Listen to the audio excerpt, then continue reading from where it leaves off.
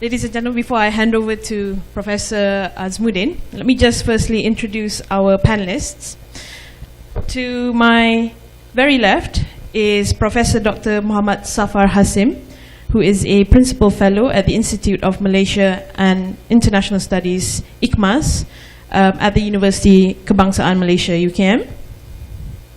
Next to him is, of course, Mr. Pichai, our keynote speaker. Next to Mr. Shah is our faculty dean, Professor Dr. Azmuddin Ibrahim. And to the left of Professor Azmuddin is Mr. Balan Moses, our second panelist, who is an executive editor of news at the Sun Media Corporation, Sendirian Berhad. And finally, but certainly not the least, our fourth panelist is Datuk Yong, who is the Chief Executive at Bernama. And so I think I'll hand over the floor to Professor Azmuddin now to begin our panel discussion. Take it away, Prof. Thank you very much, Cik Hazwin. Assalamualaikum and a very good morning. Since the temperature is rather hot, I would cut short on the salutations. I would just take this opportunity to thank everyone for being here this morning.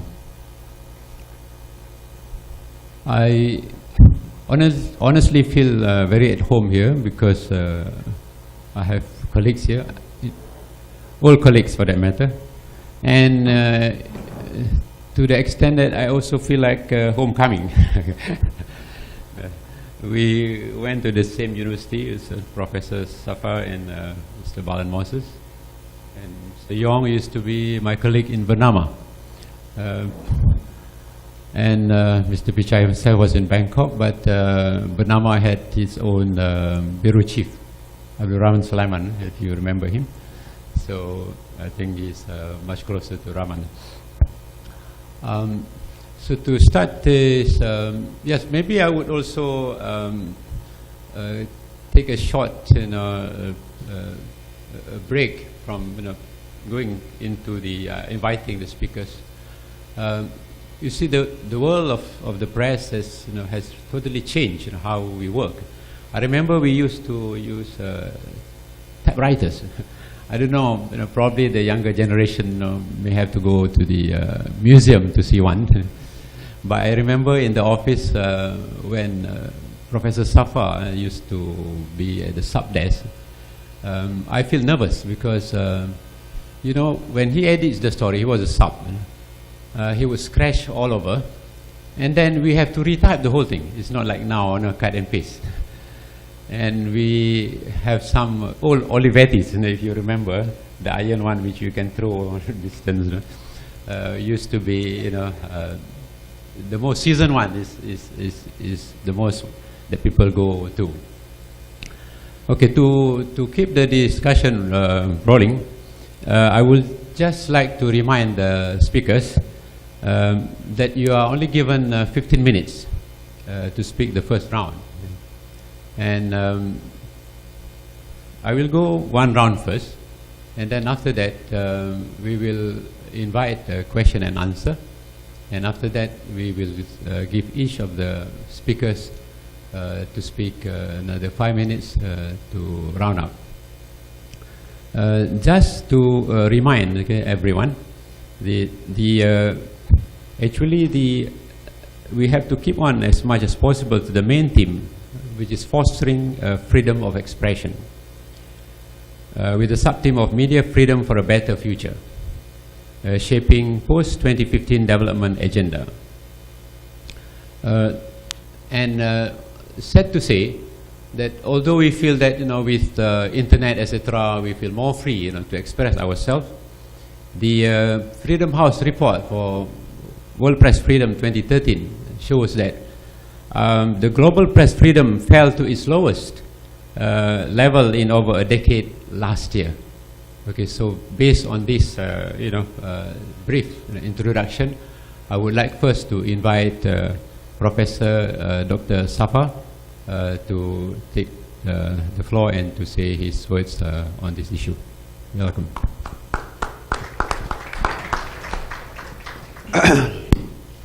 Assalamualaikum warahmatullahi wabarakatuh.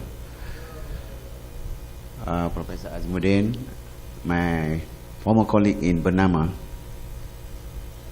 we were together in the, like he said, we were together in the USM. So both of us are now in the academia. Okay, it's one thing talking about the principles of press freedom, fostering freedom of expression and all that. But I think this is, all of us are involved in all this, as a student, as academics, as media practitioners, to ensure that this, what you call press freedom continue to be, it's a struggle. In Malaysia, it's a struggle. Because if you remember, the laws that came to Malaysia in 1835, the first law, then subsequently we have so many laws, those are the laws that we still practice, the one that was introduced by the British. Okay, in 2001, Suhakam carried out a workshop, a media workshop on press freedom. So, as part of this fostering of freedom of expression, we came up with a paper suggesting what should be done to the laws, to the various laws that came to, that we were practicing at that time. There are several laws, if you remember. One is Printing Presses and Publications, 1984. Then Official Secrets Acts, the ISA, the Sedition Act, and all. There are various, there are many clauses in that laws that limits press freedom. So I wrote that paper, suggested that this question of annual renewal of newspaper publishing permit should be repeal or something like that, and there are a few other clauses that we should do away with. Thankfully, it took more than a decade, I think. The government see the light. But I didn't know. When I tried to look at the Printing Presses and Publication Act, even though administratively there have been changes, within the law itself, there have been no, no changes. Okay? Except for SOSMA, the new law that replaced the ISA, because there's a long section on communication, impinging on the media freedom and all that, I think if you look at section 22 to 31, it's a very long section on the ISA at that time. But fortunately, this law has been repealed. I've yet to study SOSMA because somebody said SOSMA is not much different from the ISA. Okay, these are the things that we must continue to enlighten the government, to so that this freedom, press freedom and media freedom should be understood by everybody, that it is beneficial. I mean, also, based on what Mr. Pichai mentioned, there are certain things that you know, it can be backfire here and there, you know. But then, on the overall thing, it is quite, it's okay. You see. Then I have another thing to say. At the MPI, I think you all know, MPI is the Malaysian Press Institute. Every year we have, for the last 20 years, we have been, what do you call this, giving awards to journalists for their contribution in the newspapers, on their writings and all that. And if you look over the last few years, this the journalists, they have the courage, you know, to write things that even though it may not, the government may not be happy with. For instance, the corruption in immigration, corruption in custom, corruption in enforcement agencies within the government. They have written that, and good for the journalists. These writings brought them fame, brought them, what do you call this, awards. They won the awards because they have written, they make expose of corruption or something like that, you know. So at MPI we look at all these things, and this is something, you know, relevant to press freedom, because without press freedom they won't be writing that, and without press freedom the people who are judging the awards, the articles that should be awarded, will not be able to get materials such as this. So you can see,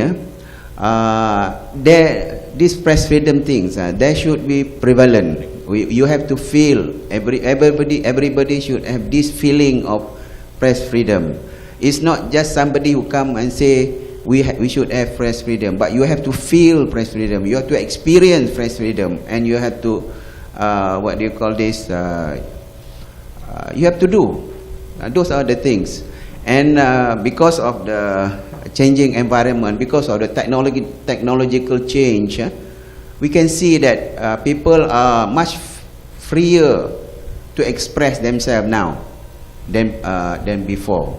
So these are the good things that are happening in the world today. So we should continue. We should not, what do you call this, stop here. We should continue to promote this, to foster this, and eventually hopefully we will have a better country. Our country will be much better than yesterday. That tomorrow will be better, and it will benefit the people. I think I'll stop here. Thank you very much for your attention.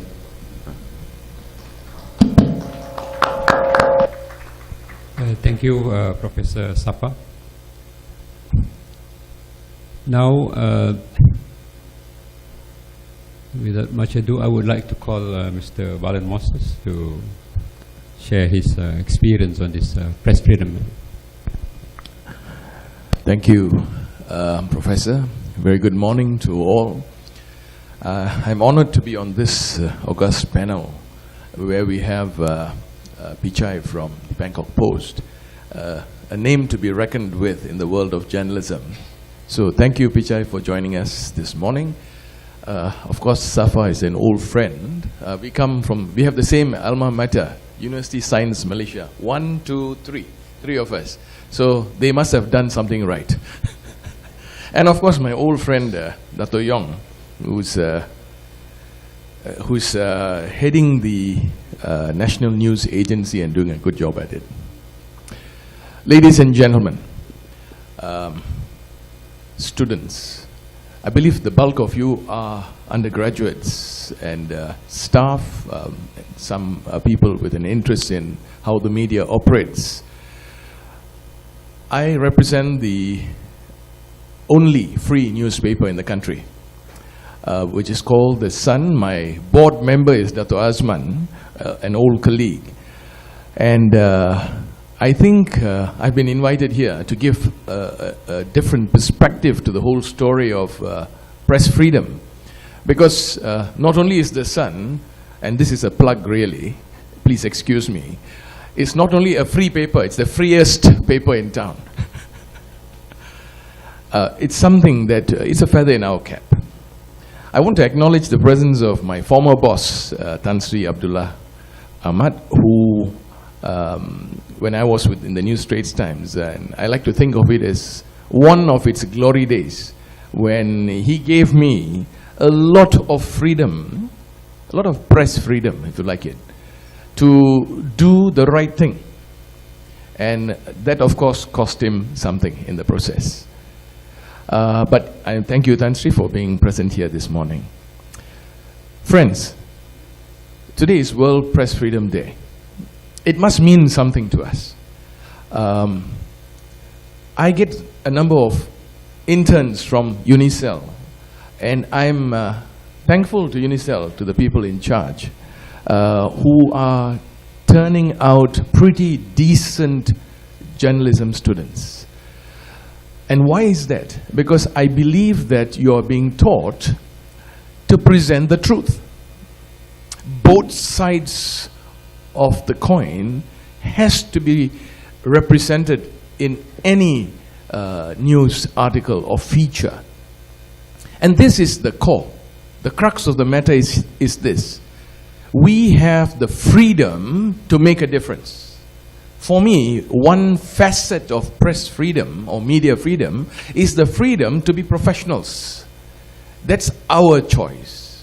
Nobody can trust anything else upon us without we exercising our basic rights as journalists to tell the truth. And that's what the slogan or the motto of the Sun is. If you look at page 1 at the top, we tell it as it is. That is our slogan, telling it as it is. But you know, in every country in the world, there are, as Pichai said, in Thailand, in Malaysia, Singapore, around this region and elsewhere, there are some laws enacted for specific purposes, which sometimes tend to restrain us from exercising the kind of freedom we want to. But then these are laws which we have to adhere to, because we have a responsibility to uphold the law. But at the same time, it is the responsibility of people like you and those outside the rakyat, as it were, to make sure our laws are just and fair, especially to the media, which is the final bastion of freedom of expression, which is indeed our primary theme this morning. Be that as it may, we journalists to be, retired journalists, we have to remember that we are the watchdogs of the public. I know I'm preaching to the choir here. We all know this, but it's good to be reminded about these things. We are the final watchdog. We look out for the interests of the public. We are the fourth estate. William Randolph Hearst, you are all mostly familiar with his name. He was an American press baron at one point. And he said, quite famously, and he said, news is something that someone somewhere wants to hide. The rest is advertising. But in later years, it has been adapted to the word, the rest is public relations. And I honestly believe this is the truth. News is something that someone somewhere wants to hide. Why is that so? What do they want to hide? You see, when the state of Massachusetts and the state of Virginia in the 1700s enacted their Bill of Rights, they recognized the fact that the press or the word media was not present then, that the press, journalists, were the last bulwarks, beautiful word, bulwarks of freedom.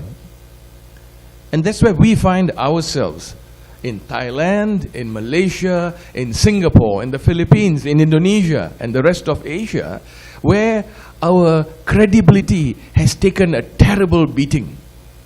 A terrible beating. But you know what? When you look at the issue, if you look at the issue in perspective, what you would find is we have two sides to the media here, 2 or 3 sides. You have the print media, you have broadcast media, and then you have the social media. The print media, they're not giving out any more licenses. You know that, of course. No more permits. FZ.com and mkini.com applied for printing licenses and permits, and we know what happened. So I wouldn't be rushing to expect new permits. The existing newspaper and press permits in play already belong to specific groups of people. If you have more permits, of course, you have a wider expression of views from different people. A person in authority said, "Oh, we can't give permits because then they will write sensational stories." Let the people decide. Let the people be the final arbiters of whether a media survives or dies. Remember, friends, the media normally is a commercial organization. It needs money to run, to pay its reporters, to pay its staff. If the people don't subscribe or buy newspapers or listen to broadcast stations and view their programs, those establishments will die a natural death. Because they're not commercially viable. And remember, and I'm sure we all agree on this, the people are the ones who decide. Of course, all this, whatever I'm saying, must conform to the laws of the nation. You see, we find ourselves in a conundrum, a little bit of a conundrum. The laws of a nation allow newspapers like even The Sun to push the envelope. I've had a chat. Pichai spent one day behind bars. Not quite. He came out before the end of the day, I'm sure. I've had a talk with a power that be on why I ran a certain headline quite not too long ago. It was a very pleasant conversation. I tell you, they gave you kueh and tea and all that. Very nice. But this is where we are. We get sometimes, not very often, we get called in for these chats. Myself, in 1 year I've been with the Sun, I've been called in for 1 chat. Very pleasant. But the point is, while the government in 2012 repealed the need to renew permits on an annual basis, the government and the Ministry of Home Affairs still retains the power to advise the media. I'm very glad that these chats are few and far between. I'm very, very glad. And kudos to the people in authority in the ministries concerned. So where does that leave us? It leaves us with a media, the traditional media, which because of ownership patterns and because of journalistic tradition continues to do what it does. Then we have the new kids on the block, social media. Wow. Have they made a difference? Of course they have. The first thing that print media journalists do these days in the morning is to go to the online news portals, find out what these fellows have been reporting overnight. We take our cue sometimes from them. You know why they can write what they write? Because they are not considered journalists by the MCCC. Azman, betul, yeah? The powers that be don't consider them journalists. So they don't get invited to certain press conferences. Yeah? But I do believe they do a fairly decent job. They give us a lot of pointers, you know. They are like pointer dogs. They point directions, you know. Then you take it off from there. Sometimes they follow what we in the print media write, and they follow up on what we write. So, when people like Freedom House and all these establishments do their annual reports, they don't sometimes look at how vibrant our social media is, because they follow a certain set of criteria, which is fair. That's theirs to decide upon. But we here know we could do better if the print, the broadcast media is given the same amount of latitude as the social media. The bottom line here is we must be responsible. You young people here, you have to realize that as Spider-Man or somebody said once, with great power comes great responsibility. Oh, the media is a powerful, most powerful thing. But with it comes great responsibility, especially when we live as we do in a multi-ethnic, multi-religious, multicultural society. This is the bottom line, the basic premise. We build from this, we build upwards. I'm glad that Unisel is doing its bit in creating, in producing thinking journalists. Journalists who don't just, you know, do what a stenographer does. You know, when I get these people, young people coming to me, I'll ask them, so what question are you going to ask so-and-so? And sometimes they are just, you know, nonplussed. They don't know what to tell me, you know. Of course, I'll ask questions based on what the person says. No. You got to prepare before you go to an assignment. You got to know what the subject matter is. Many people don't do this, even established journalists. They wing it on a wing and a prayer. It ain't that easy anymore because you got social media on our backs. Those guys are good, I tell you that. Because they are not journalists. They can write what they like within the ambit of the law. But we who work for registered organizations, print media, broadcasts, etc., we have a rather long tether, really, but we have to be conscious of where to push and how far to push the envelope. I think we have come a long way. I think we have come a very long way. And I think my time is up, Madam Chairman. So I've sort of set a different view to the topic at hand. We have the freedom to decide where press freedom should go. And I think one of the crucial factors in all this is sticking to the facts and being professional.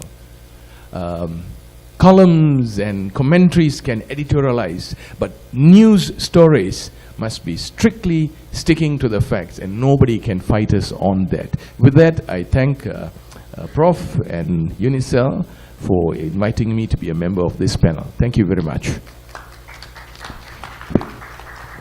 Thank you, Mr. Balan Moses.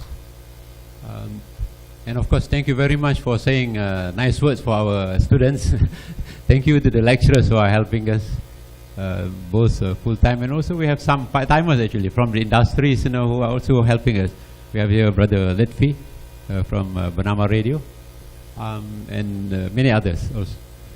And I must also say here that, you know, Mr. Balan is truly a journalist because he has another brother by the name of Rajan.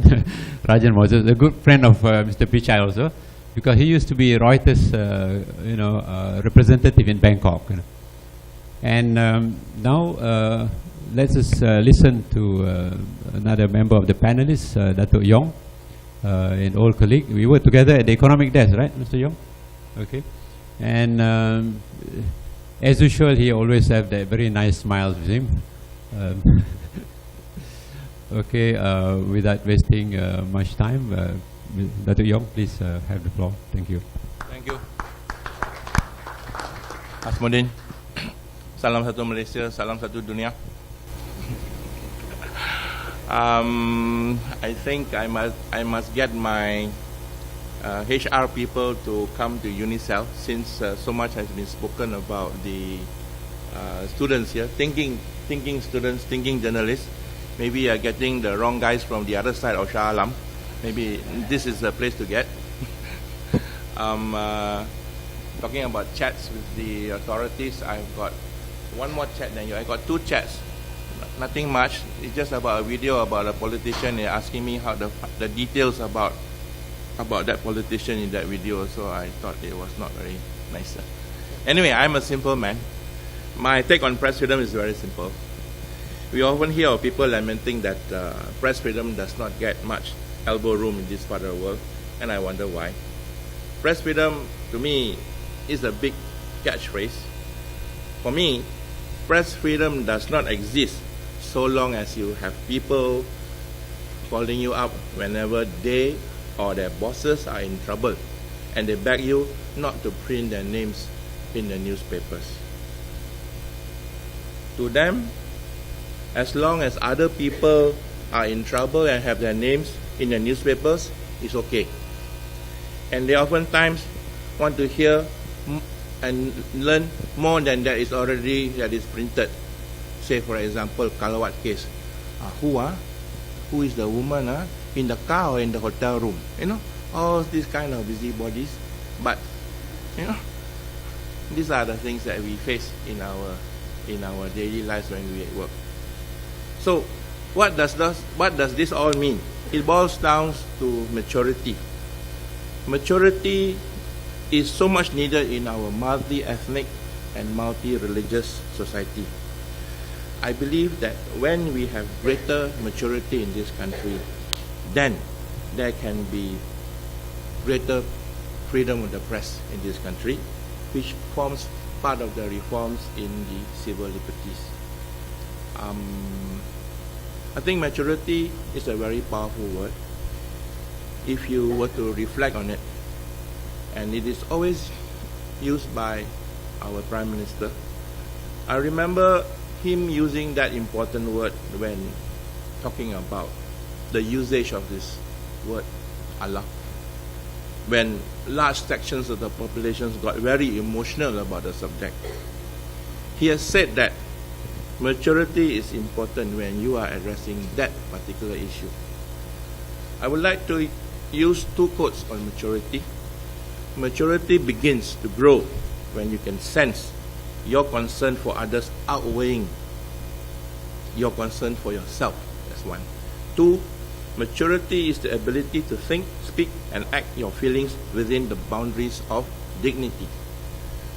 So, I'd like to talk about the recent visit by President Barack Obama. If you had known the town hall event, I thought that was very significant. That was a landmark event.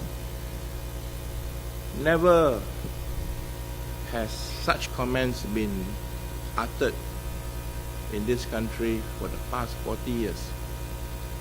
And the President of the United States spoke about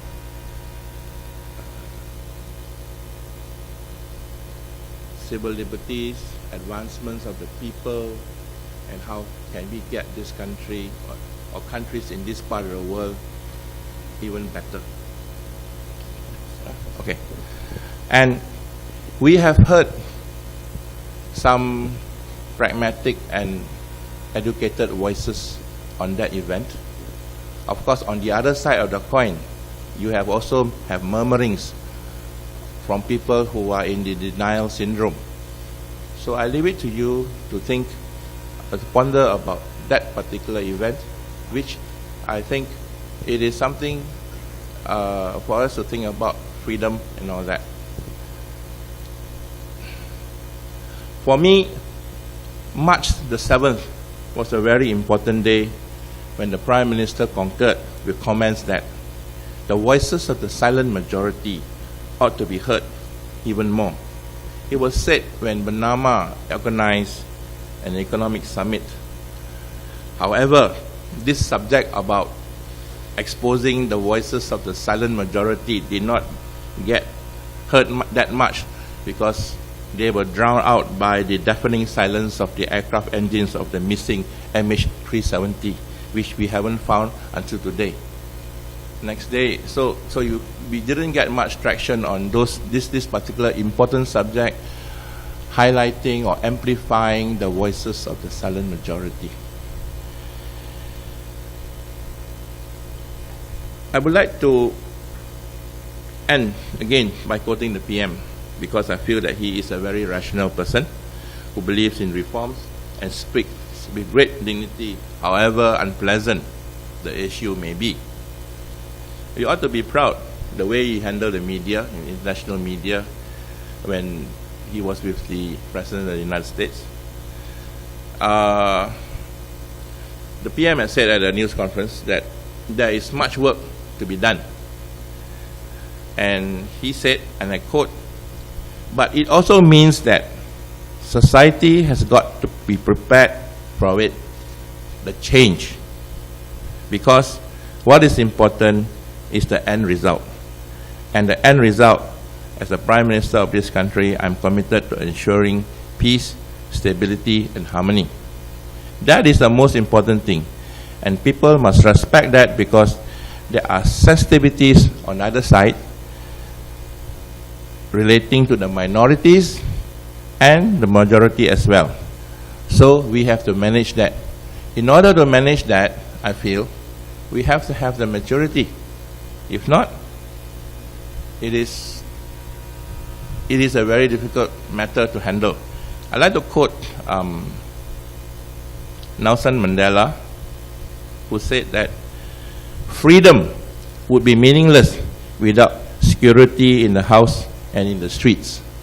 So we've got to ponder, if we want to have media writing this, writing that, are we man enough to handle those topics that are in the media? And this is something for us to think about. Thank you.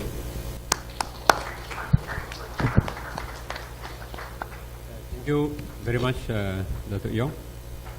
And I believe we have now another opportunity to listen to Mr. Pichai after listening to the others, and you'll allow open to question first. Okay, so to allow the audience and guests to have the opportunity to ask questions and also to share some views on press freedom, I would now like to open the floor for questions and answers. Please. Basically, when you talk about freedom press, it means there's many reports these days that came out, circulating the internet as more than days back, like 10 years ago, with print media. Wouldn't you say that given the advantage that we have today, it also brings a great disadvantage where speculations are made a lot over in the internet, and a lot of people are having a hard time analyzing this information and actually trying to determine which one is the truth. So your comment on that. And secondly, with the excessive freedom of press, for example, in the United States, where CNN actually misreport about the Malaysian pilot on MH370, which then again labeled him for being a terrorist, linking it with Islamic terrorism. So what is your comment on excessive freedom of press, and how do people actually determine and analyze the truth? Thank you.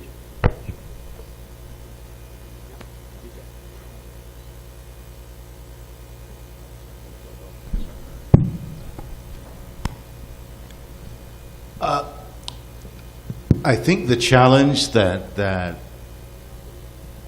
the print media face in this environment where there's an explosion in greater accessibility of social media It's not easy.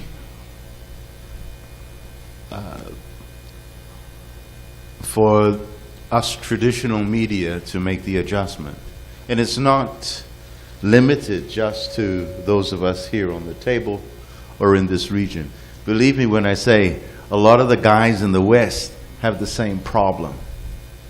But one of the things, a simple message that I'm trying to convey, at least in the Bangkok Post this time around, is yes, the internet, the social media, it's very fast, it's very quick.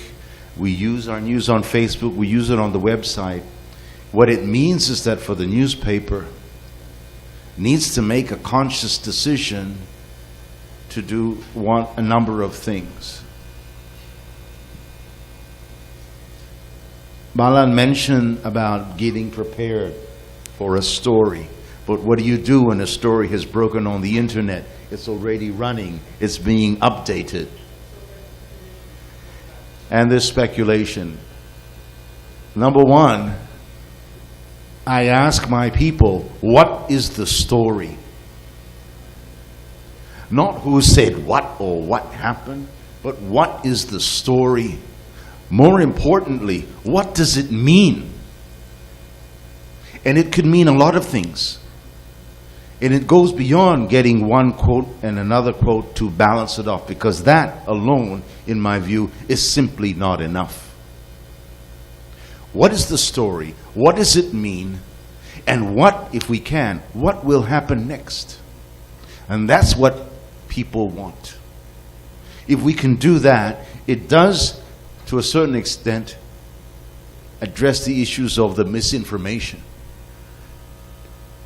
It means thinking in a different mindset altogether, and believe me, it is not easy. With regards the CNN, I don't think it's a case of having too much freedom of expression. I just think they did a lousy job. Thank you.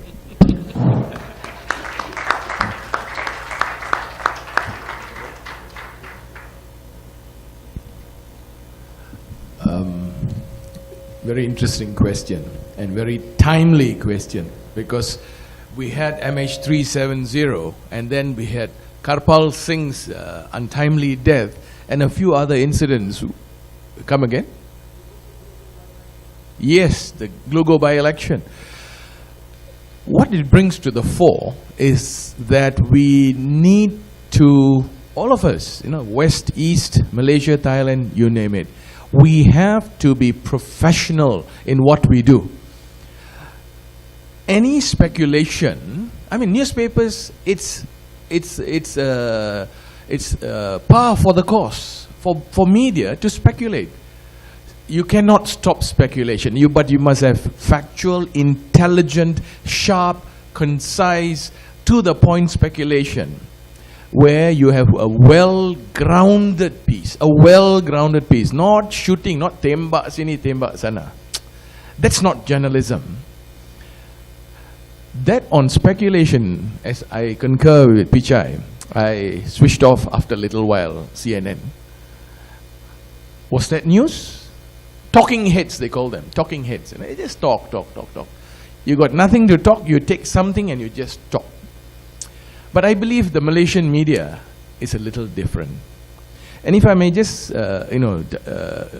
take this off on a little bit of a tangent, I think the Malaysian media and media worldwide must now concentrate on respecting the privacy of citizens and people. I think this is very, very important. We saw it in MH370 when the media converging in Beijing were bombarded with words and with projectiles, because come on, you don't have absolute freedom to go into people's lives and infringe on grief. We all know what grief looks like. CNN said, and I respect them for that statement.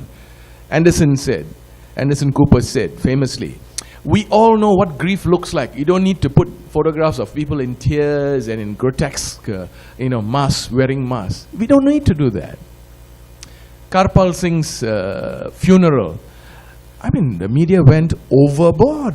Certainly, when somebody is taking ashes of their father from the crematorium and coming out, they are in tears, they are weeping.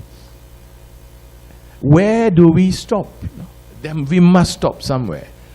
And I believe the rights of individuals to privacy is a point that media everywhere should take cognizance of, and we must practice, because one day one of us might be the subject there. Thank you.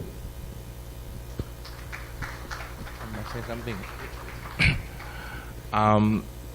For those people practicing journalism in the mainstream media, of course, we tend to get a lot of pressure because we have the proliferation of information on the social media.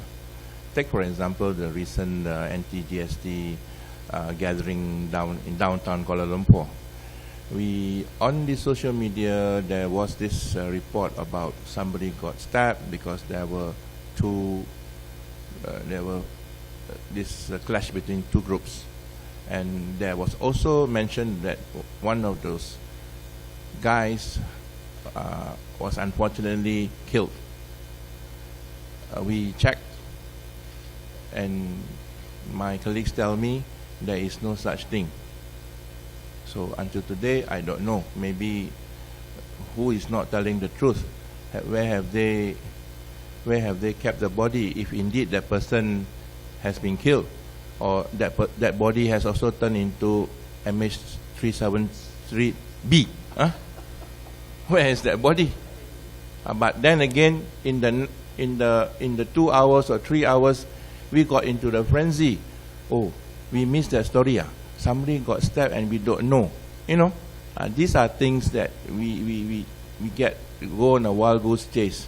So whatever it is, this has added pressure to our work. We have to sift through what is the truth and what is false, being perpetrated by certain quarters for reasons best known to themselves. Thanks.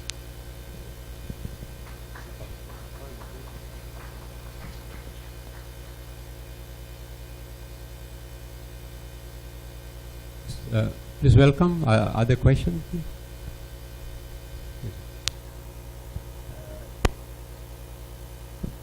Thank you. Can I ask the question, Prof. Azmuddin? Is there any rule that I cannot ask a question? No. Okay. Okay. Thank you. I would like to associate freedom, press freedom, with the democracy. We see all across the globe, either in Malaysia, Thailand, or in overseas, there are no real majority. Either 49-51 or other way around. It's happened in Malaysia where the 49 is not in power. Great majority, you say the silent majority. Is it true, the silent majority? Probably the same in Thailand. I do not know. I do not follow Thailand. But probably in Egypt, even though there is a great majority win the election, but there is a military who influence the power.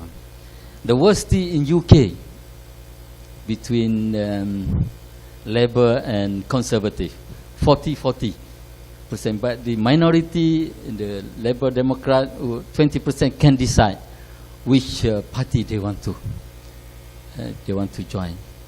So this create hatred, because the great majority is not in the power actually. Though I would like to congratulate Mr. Pichai for your beautiful and fine speech, and also all the panel for insight of this. I believe there is a limit. Probably you can limit only for the first 4 years. There is no political talking. I do not know. I just want to hear your opinion. Thank you.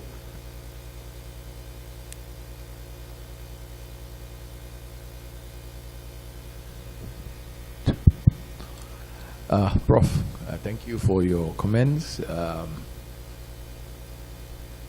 It's an anomaly. It's an anomaly that because of our political structure, the groups that represent a minority is in power. Who corrects this anomaly? The people. The people decide on the structures. I don't want to delve into that. I'm not a politician. But from the perspective of the media, as I said earlier, the media is the watchdog for the people, not for political parties. And so a thought came to my mind just now. While we lambast the mainstream media, which is mostly owned by government parties or people sympathetic to these parties, the opposition is not free of such things also. In the Penang State Assembly, for instance, you have the Penang government barring Utusan Malaysia reporters from their press conferences. Now, this is another anomaly. If we are all for press freedom, then it should apply equally on both sides of the political divide.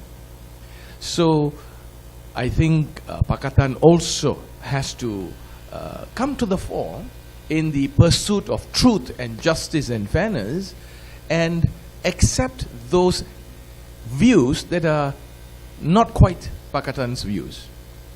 Equally, newspapers, media that are sympathetic to the Barisan Nasional have to also adhere to this basic principle, the right to be heard. I think Pichai spoke about it earlier. The right to be heard is a basic right of every citizen. And I think, without going too much into this point, it applies equally to both sides of the political divide. Thank you.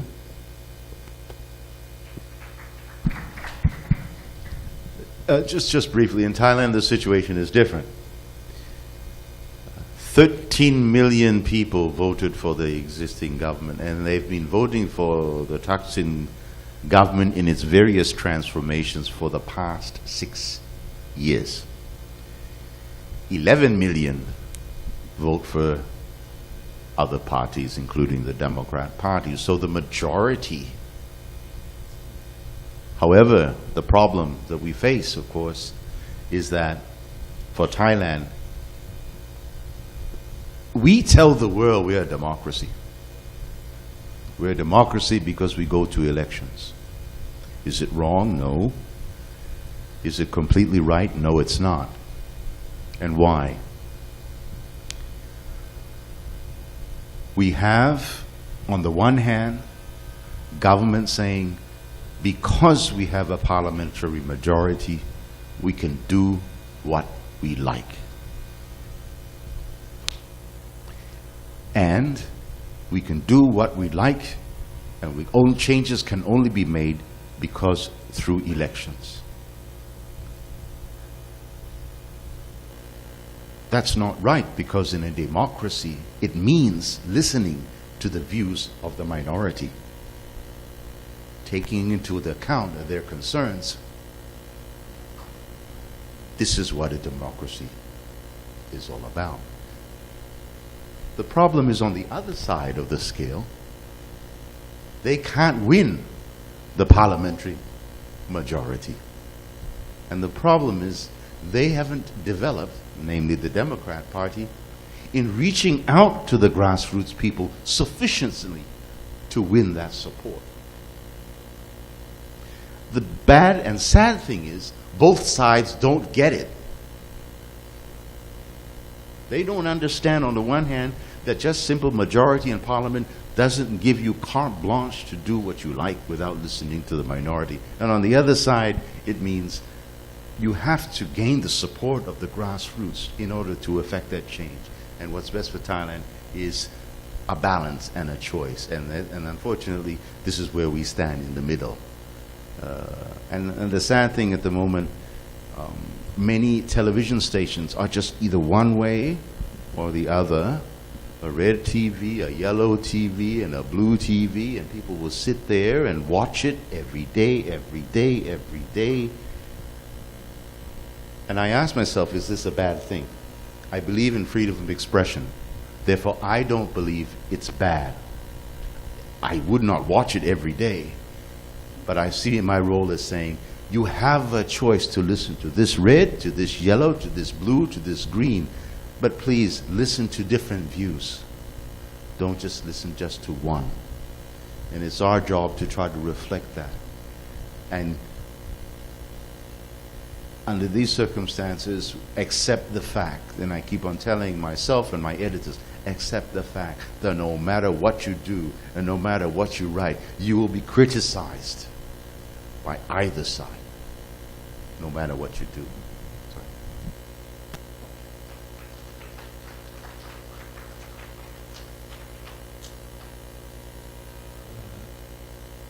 Chairman, Dr. VC, Latvi Ahmad from Bernama Radio 24. I had the opportunity of teaching two groups from the Faculty of Communication and Media 2 years ago.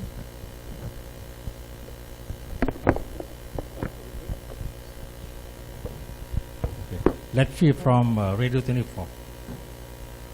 I had the opportunity of teaching two groups from the Faculty of Media and Communication 2 years ago. I took one in as an intern last year, and I just hired your graduate 2 months ago. Malik, please stand up. Make your lecturers proud, please. He's here to cover the forum. My question is for Mr. Pichai and my boss, Datuk Yong. Is it, am I right by saying that in Thailand, editors-in-chief rule longer than prime ministers? But it's just the other way around in Malaysia, where if editors want to stay longer, they have to go by the rules of the government of the day. Your comments?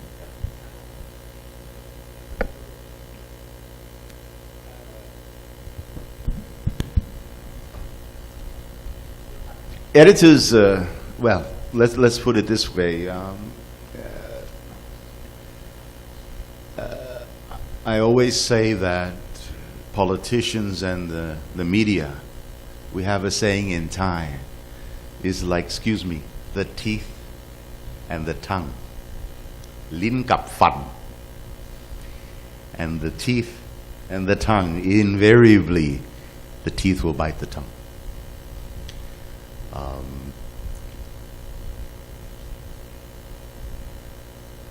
Prime ministers come and go, and as long as an editor does his job properly, is not worried about his seat, if the fire gets too hot in the kitchen, then please do get out. But you have a job to do, and the pressures don't just come from politicians. Believe me, pressures come from shareholders as well, even if it's publicly listed, even if it's privately owned. The thing is, we try to do our job as straightforward as possible, and yes, there are many editors who have seen many prime ministers, and it's an interesting thing, because when I was editor the first time, I was 37, so I was a young kid. The second time around, I'm 58, so I see a lot of the young kids as ministers. It's an interesting situation, how life changes and how things evolve, but it doesn't change who you are and what you're supposed to do. As long as we stick to that, then you know, everything, power goes up and down. What goes up must come down. And there was a time, for example, and I know Kun Thaksin personally, I've dealt with him on many occasions, back then when I was 37, now when I'm 58. And I always say to my staff, it's not just in Thaksin's case, what goes up will come down. And as long as we stay the course, we will still be here, as long as we make ourselves relevant. I'm not worried so much about the politicians, I'm not worried about the shareholders. What I worry about is reaching out and being relevant to the people who read, watch, and listen to us. If we don't do that, and if we fail to do that, we will become irrelevant. And that, I think, would be a sad thing.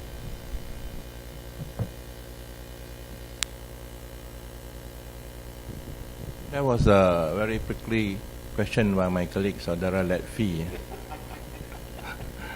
Fortunately, editors-in-chief in Bernama do not suffer the kind of pressure that other editors-in-chief face. Just now, before I came into this room, I was in the company of Tan Sri Abdullah Ahmad, and he was editor-in-chief of the New Straits Times. And I'm told his tenure, although a glorious tenure at NST, suddenly came to an abrupt end. God knows why. But according to my former boss, Datuk Sri Asman Wajang, we have a Bernama Mafia here. You know, Letfi, Professor Safar, Professor Azmuddin, myself. So he says, if I don't mind me repeating, he says the reason why he got eased out was because his name is almost similar to the then Prime Minister Abdullah Ahmad. So that was said in jest. But anyway, on the position, on my position, recently I was in Penang. So somebody was saying, so you got kicked upstairs. So what gives you the impression? Oh, because your photographers did these funny things to the Adobe and all that thing, and that's why you got kicked up. I said, no, that's not the case, because there was a vacancy in the chief executive's post because the other person's contract ended, and I will just move up because in view of my experience, there's nothing to suggest that any of the transgressions by some of these exuberant photographers had anything to do with my accession to this particular post. But from January 1st till March the 15th last year, I was walking on a tightrope because I was straddling two posts, that of editor-in-chief and the chief executive. So whenever I go to my car, I always ask myself, what did I achieve today? It is so difficult with the kind of social media and all the pressures that we have. And in the Malaysian context, since the elections of 2008 until now, every day is a campaign day. Mind you, campaigns by both sides of the political divide, because you have Twitter, you have Facebook, you have all these things. So hari-hari bercampaign in order to make sure that in 2018 somebody will gain that little advantage. Thanks.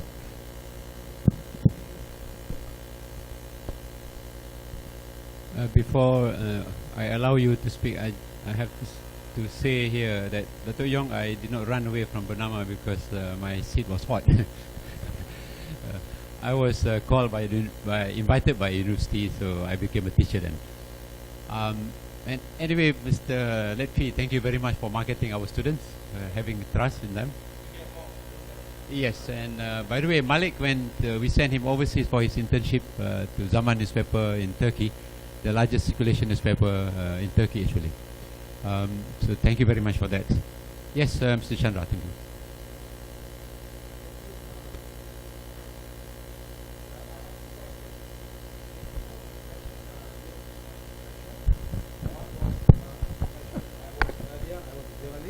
With Local English Daily for almost 20 years. The other one is now I'm a lecturer at Segi University. My name is Chandra. I have these two concerns for any one of the panels to address. Okay, question number one is, do we have enough, I stress the word enough, press freedom in this country? Okay, I would also like to add, I would concur with Mr. Balan saying that we need to have responsibility and what do you call, we have to answer to the people and we have to be responsible in order to seek out truth. But how much space as a journalist do I have to seek out truth? For instance, I'll give you an example of the recent MH370 press conferences where the international media were there and the local press were there. Look at the difference in the style of questioning. You please, I would urge the students to really take note of this, because I'm teaching also journalism students. Look at the style of questioning. What makes a foreign journalist question the way he has questioned, and what makes our local journalists will ask, when did MH370 last contacted? It's a basic question. Whereas the foreign press, they are trained in such a way to be critically analytical. They question the authority itself. Why did you not do anything? Did you check the cargo? You see, the kind of questions that come from journalists shows how pretty well they have been trained to be critical. They are not abusing their freedom. But where are our journalists? I was once a journalist. I was working for one of the mainstream media. I know how much I was controlled. I can ask any kind of questions, please. And I would say our local journalists are equally good as the foreign journalists. I don't know how others would feel. I would feel that the local journalists are no less better than the foreign journalists. The only point here is, are they given enough space to do what they want to do? Can we question the Prime Minister? For instance, if I may put it, can we critically analyze him if I have all the proofs and backups? The next day you will get a call and you will be warned. And so how much freedom do we have? This ties to my next question. I teach a lot of journalism students, and we are currently doing a research on 5 universities. Why are private universities cutting down on journalism degree program? Except for Unisel. I think Unisel is maintaining. I used to be in Unisel. Why are we not giving that kind of prominence for journalism degree program? And the response that we're going to get is from fellow students. We're going to interview about 300 students from 5 local top universities to find out what actually they want. And one of those conversations that I had with my students is, sir, do we have enough freedom to write what we want? You see, the journalists, the budding journalists, are stifled even before they begin their job. They have this perception that whatever you write is not going to see print. Then why do I bother to become a journalist? Many of them have this passion. So I would want, please, your honest reply, your sincere reply on how do we train future journalists. First, they lack language competency. That I would agree. The next thing is, do we have enough press freedom? You would ask me how much is enough. I don't know. You have to define what is enough. Thank you so much. Thank you, Chandra. Very pertinent question, especially at this forum where you have undergraduates and lecturers here. I go back to my earlier point. Our undergraduates in journalism have been trained to be professionals. I'm glad to note that I have 2 of your people with me. Just a few months ago, they joined me. Aizat and Haikal. You may recognize their names. They're doing a great job. This is what every university is capable of. But I must add to Chandra's sentiments that the real world of journalism out there is quite different from excuse me for this phrase, the ivory tower, as it were, where people with no real hands-on experience in the real world are teaching. Congratulations to Chandra. He came from active journalism to teaching, which is what most should do.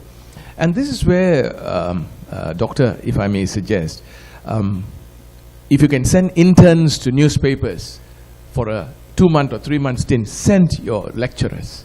Sit with us. See how we operate, what the real world out there is like. And I agree with you, language is a problem. I cringed when I heard some local journalists asking questions because they lacked language facility. 2, they were not armed with the facts. They didn't know what they were asking of. And this is a weakness I find increasingly.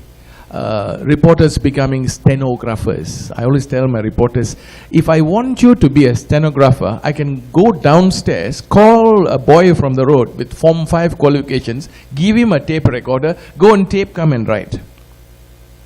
That's not the role of a journalist.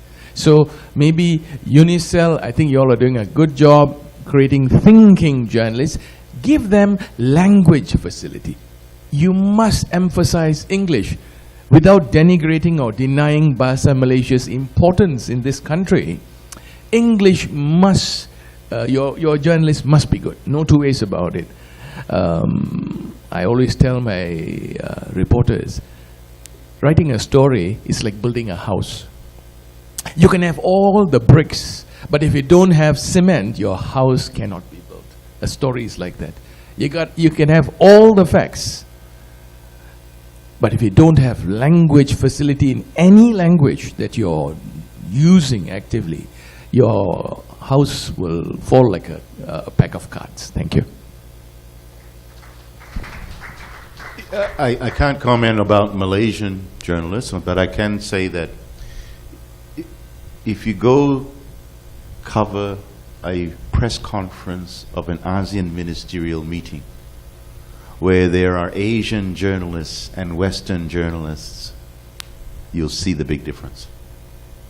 It's the Western journalists who are first to ask the questions, and there will be a number of Asians who do. And then what happens when the minister comes down, all the Asian journalists run to interview them and put the mic on their face. It happens in Thailand. It happens elsewhere. Why is it? Is it a cultural thing? I do believe it is. It's a language thing, definitely, because English is not their first language, therefore but also, I don't think they do enough homework. They don't do the homework to go out to think of what the issue is and what the story is, what does it mean. So it's a combination of things, and it can be addressed, because I do believe any local journalist in any country, it's the Western media that relies on them. Otherwise they wouldn't hire them as stringers and correspondents. They know the lay of the land. They have to know it better. That's a fact, no matter where you are, Thailand, Malaysia, or Cambodia. So I think it's a cultural thing, it's a language thing, it's a training thing. And I have to agree with Balan. There was a time the Thai Journalists Association had a big argument with academics in the universities in Bangkok. We accused them of producing lousy graduates, and they were pointing the finger at the media saying, you're not doing your job properly. And in the end, we said, please send your lecturers to our newsrooms so you know how we operate and what we face. And it made things better. There was better understanding. And I just wanted to share that from a different perspective. Thank you.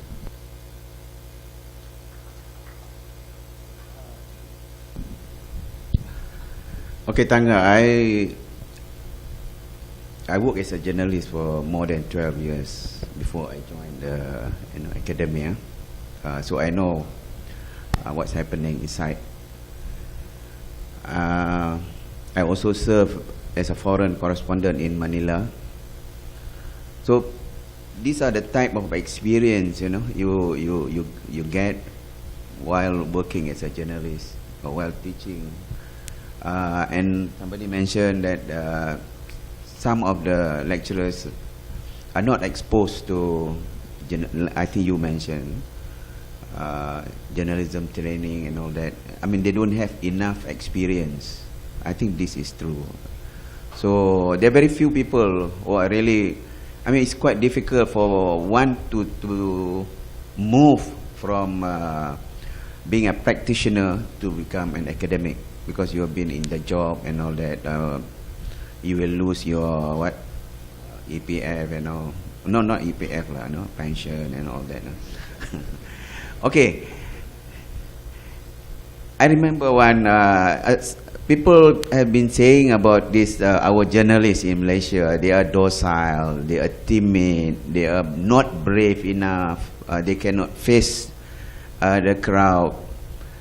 But basically, if you look at the how do we develop this? How to make them brave? How to make them braver than they are?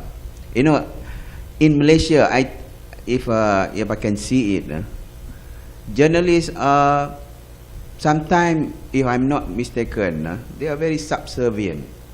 They have that feeling of inferior feeling. that they cannot stand eye to eye with say politician, government servant and all that, you know. So they always one step down. So how do we give this pride of work, pride of what do you call this, to the budding journalists and all that? If you see the foreign correspondent, they look at the what do you call this official during the press conference and recent press conference or the ongoing press conference. They're very confident, you know. They have that pride of work, that you are nobody. I'm in command of my work. You see, so they can ask questions that local journalists may not be able to come up with. So I hope your study can bring out those issues and problems and maybe ways of solving this situation. I think press freedom has nothing to do with this. This is psychology, you know. The people, if they want, I'm still struggling with that. How can we make these people at a level, you know, equal with whoever they are talking with, not somebody higher than them. They are scared, you know. So maybe you have the answer. I don't have that happening. Okay, thank you. I said it earlier. When you get people who want their names off the print, when they are in trouble, and then so I still think that there is much room to grow for this to grow, the press freedom. There's still much room. The number two, I'd like to talk about MH370 press conferences. When you have this compartmentalization of local media and foreign media, then the local media tend to be in the comfort zone and the tanya soalan biasa lah. But you do not know that this is being telecast live around the world. So I was in UKM about a month ago, and they say, kenapa macam tu? Lemah sangat. So what do we do? I said, probably we need to relook at the training programs, because if you look at the majority of the people with TV coverage and all that, if a person is speaking, a keynote speaker is speaking, they will roll a tape, but that's not very important for the journalists. They take the easy way out. After the keynote speaker has finished, then they will say, can you elaborate what you have just said just now? This is the disease that we have. 3 minutes. So what do you, because they say in television coverage you only have 2 minutes.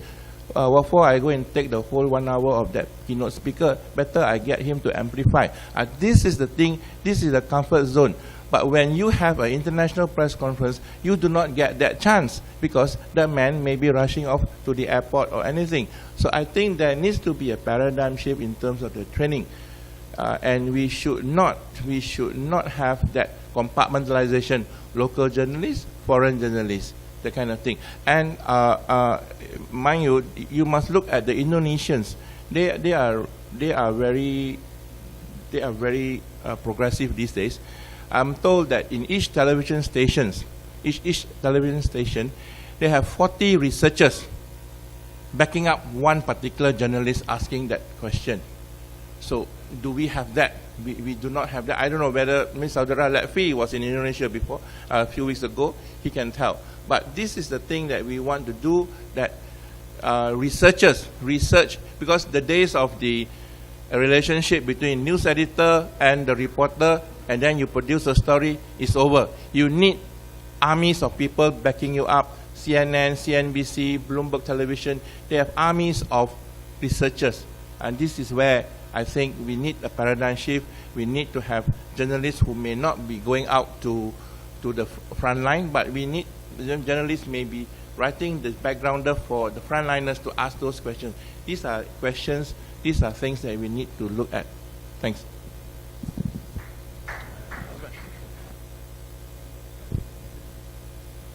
Thank you for giving me this chance.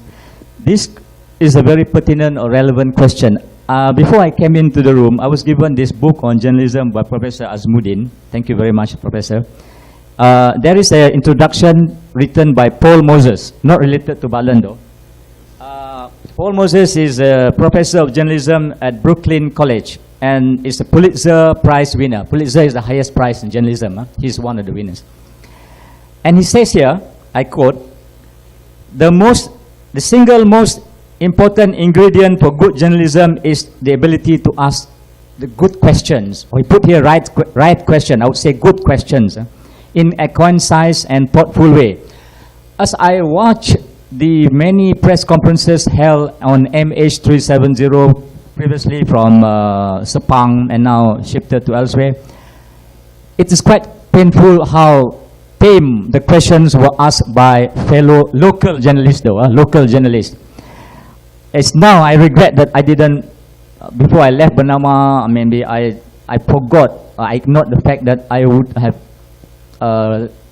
taught my reporters but the art of asking questions. Just 1 minute of blowing my own trumpet though, in my retirement years. Recently I was told by a senior Bank Negara officer whom I met at one forum, and then we were talking in a forum like this, and he told the students like yours, which is in UIA, he said, I'm happy to be here with, he mentioned my name, Azmuddin, blah, blah. This guy, he said, that lady said, I served 3 governors of Bank Negara, and Azmuddin gave hell to my governors.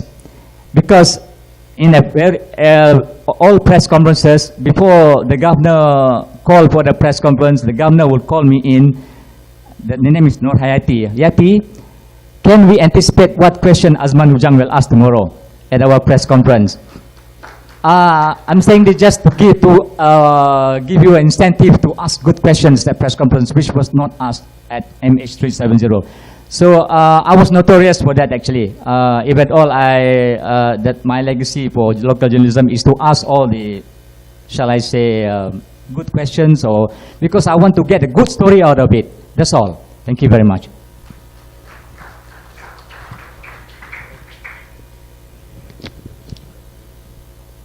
Just a brief addendum to what Datuk Azman said. I used to be head of training at a different company, newspaper company, and I always told my students, don't be afraid to ask the difficult questions. Don't worry if your newspaper doesn't use the story, because your loyalty must be to journalism. You get your salary from the paper, leave the editing to the editors. Journalists must ask the difficult, hard questions politely. Don't have to fight with the source, or the subject matter there. Ask politely, but ask the difficult questions. And just one more point. I think editors, senior journalists should lecture. I am on the board of Universiti Science Islam Malaysia. I helped them to develop their curriculum for MESCOM.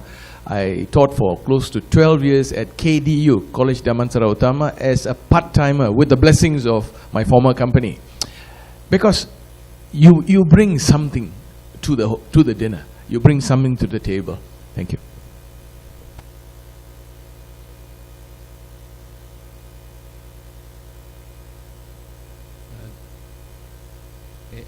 Any other question? Yeah, please.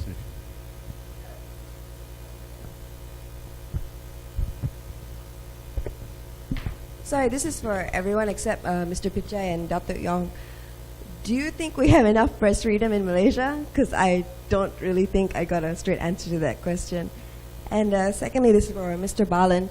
You said you only see like the authorities maybe once a year on like KDN, that kind of thing.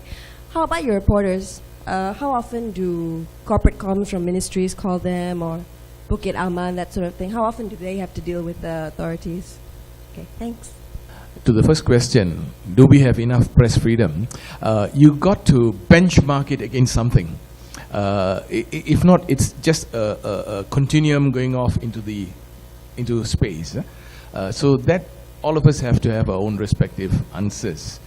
We would like more press freedom, but to what extent, that's a personal decision. 2, yes, definitely so. you're quite right.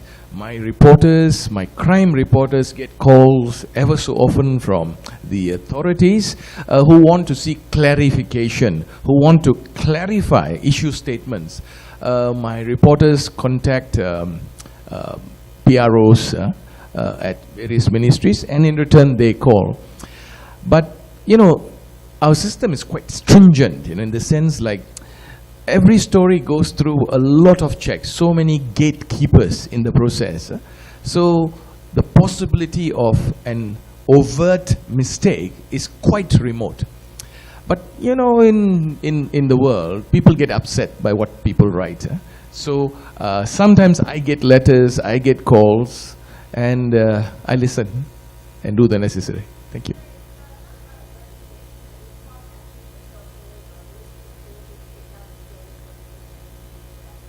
Well, I do fend off these comments, but I think there's a reciprocal system here. They respect the fact that I come from the sun, you know. The sun, we really don't take orders except from the owner. So maybe mine is a different kettle of fish. But for the others, I think Datuk Yong and Datuk Asban and even Tan Sri might be able to, you know, give some light on that. But for the sun, we really don't have a problem there. NST, I can't speak for the NST.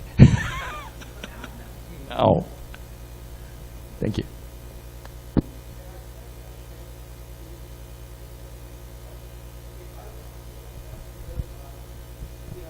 Enough press freedom in this country? My answer would obviously be we don't have whatever that is required for a developing nation. I would say that briefly because I'm on this side of the divide, whereas our panels are on the other side. They have to think of the rice bowl as well. The moment you say something, you would be called, okay? I may be also called, I don't know. Okay, the fact is, I'll give you an example of the control of the press and media ownership, how these two factors have actually affected our journalists to producing good work. Okay, I was covering a general election in 2008 in one of the states, and there was this minister who just goes and inspects the drains, and I was asked to cover that story. I went there, I asked myself, is this newsworthy enough for me to cover? I follow directions because my rice bowl. So what I do is, before even I go back to my office, I have this call from my editor. Hey Chandra, have you written your news? What is this news? The minister inspecting the drain. Just ask yourself, is this journalism? Why? Because the minister has already called my editor to call me, to remind me that there is a story that I'm inspecting. I've checked the drains, and I want my pictures to be prominent in the newspaper. These are the constraints that the journalists in this country face daily. And this is because of media ownership. I don't know that there is no way out from media ownership for the time being. And the constraints that we go through, and I fully agree, newspapers is a commercial enterprise.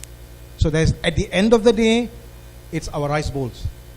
Whether you want to be journalistic, whether you want to go for freedom of expression, that doesn't work at all. Please believe me, guys, it doesn't work. I've worked as a journalist. At the end of the day, it is whether you have followed the directives from the editors, from the bosses up there, and write what you are required to write, and just go off with it and earn your decent salary and go off. Keep your pent-up feelings inside, and that is why I had to quit after 20 years in journalism. And now I'm happy that I'm training some budding journalists as much as I would like to. Thank you so much. Thank you so much for this opportunity.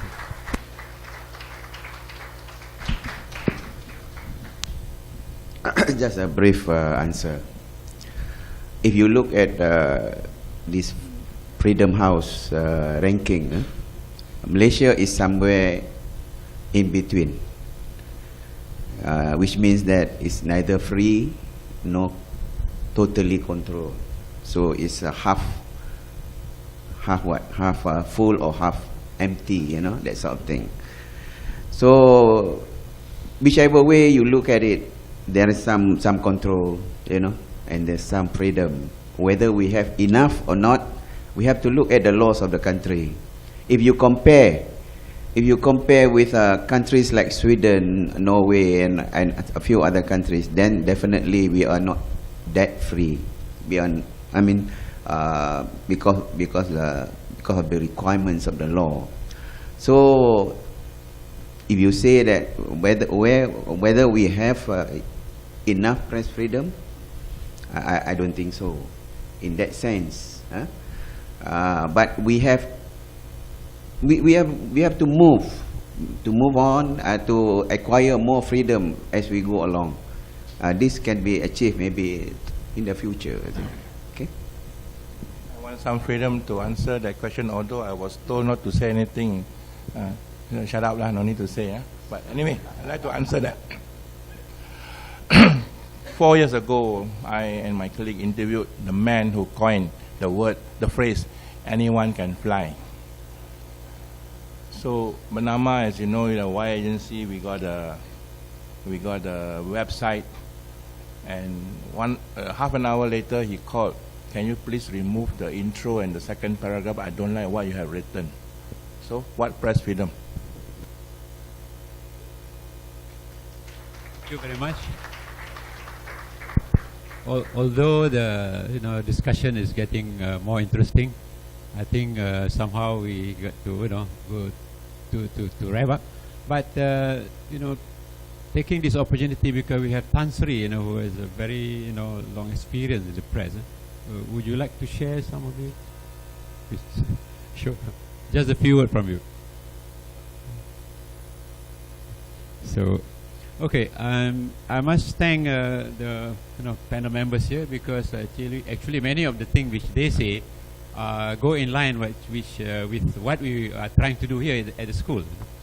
If Mr. Balan was mentioning, I think Haikal and Aizat, okay, both we sent for internship overseas, and in fact Haikal went to a Gaza assignment. Yeah, also such exposure, I believe, probably has helped the student. And in terms of the extra, skill, particularly language, certainly additional language, and it's just by coincidence English is an international language, so we can't escape from using the language. For that matter, I think we all remember Tun Mahathir even was used to say, Malaysians who feel that they are more nationalists, only speaking Bahasa, is for that matter are even less nationalists, because they only know how to speak one language. If they are nationalists, they should be speaking even more languages. Okay.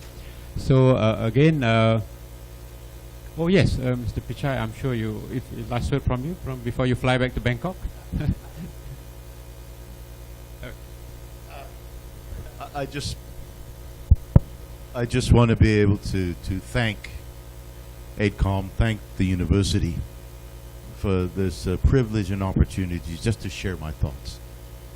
We're all in a profession which honestly, it's not a love-hate relationship. It's a profession in which, for me anyhow, I love. It's not perfect, and it never will be. And in each of our countries, we operate in different environments, and it can be frustrating. But I just leave you with one thought: never give up. Because when you do, that's the end of it. Just never give up. But thank you, ladies and gentlemen, for the opportunity of being here. It's really an honor and a privilege. To wrap up the discussion, again, on behalf of the organizers, I would like to thank Mr. Pichai, Editor-in-Chief of Bangkok Post, Professor Dr. Muhammad Safar Hashim, Principal Fellow, IKMAS of UKM, Mr. Balan Moses, Executive Editor, News Sun Media Corporation, and Datuk Yong So Hyong, Chief Executive of Bernama. So thank you very much. Thank you again. Now I will pass it to the MC.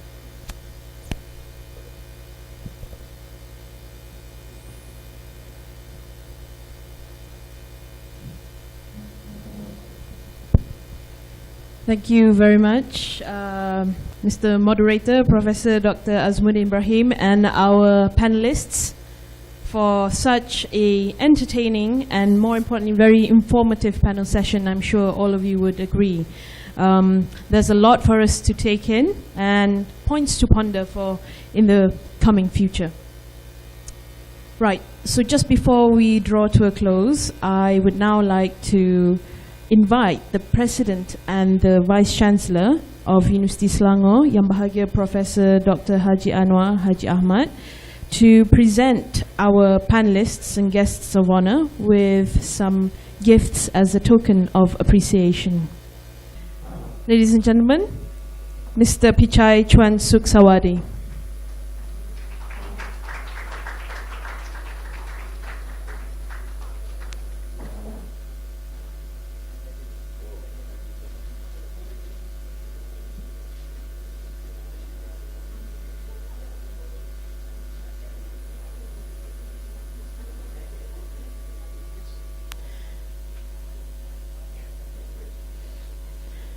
All right, and next, our first panelist, Professor Dr. Muhammad Safar Hashim of Universiti Kebangsaan Malaysia.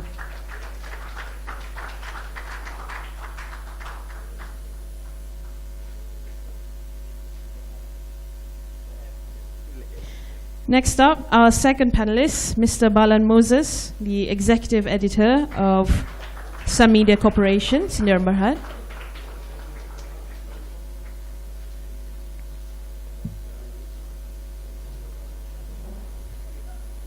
Our third panelist, Ms. Datuk Yong Su-Yong, the Chief Executive of Bernama.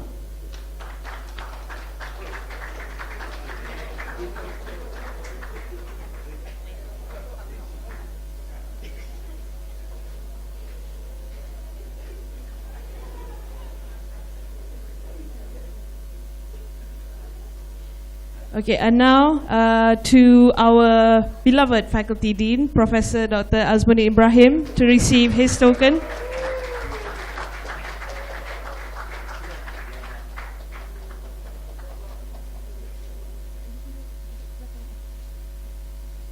And Prof. Azmuddin, can I please ask you to have the honor of also handing over a small gift of appreciation to our Vice Chancellor, Professor Dr. Haji Anwar Haji Ahmad, for gracing us with his presence. Thank you.